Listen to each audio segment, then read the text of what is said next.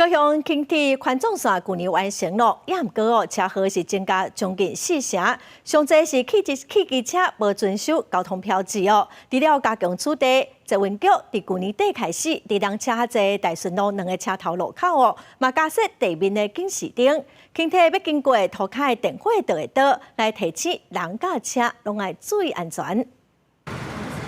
民众骑奥多摆伫大顺路要倒弯富民路，明明倒弯的车顶也未倒，伊也是共款弄过去。高雄轻铁去年拢总发生23件交通事故，比去年增加9件。亲像这种无遵照告示所造成的车祸占上侪，总共有10件。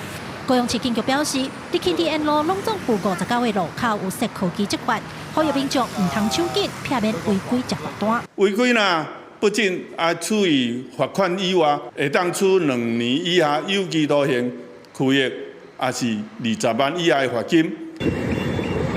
灯光闪示，警示声音响起，提醒车辆甲人轻铁要经过，唔通挖过来。因为正正伫高雄展览馆的路口试做这款安迪涂骹电火，得到袂歹的效果。捷运局伫去年12月，佮选定大顺路2个路口来试做，若是效果好，拍算伫轻铁沿线的重要路口全面使用。伫较高违规，也是较接发生事故的路口，到时也正式号志。伊的目的就是讲，轻轨若是开过来时阵吼，暗时啊，伊涂骹顶过关起来，啊关起来时，不管是车还是讲人经过吼，一个晚间的提示会真明显。吼，阮即马伫个大顺路的富民路，啊个博爱路这2个路口，先来做新设。啊，阮预计吼，是伫个半年内底做评估。该写的嘛拢写，该出现的嘛拢出现啊啦，对，无该出现嘛出现啊，所以我感觉其实安尼就有够，因为顶管嘛其实有一块 LED 的灯板咧写禁止左转嘛，那其实。 会看的就会看啦，啊未看的赶快未看。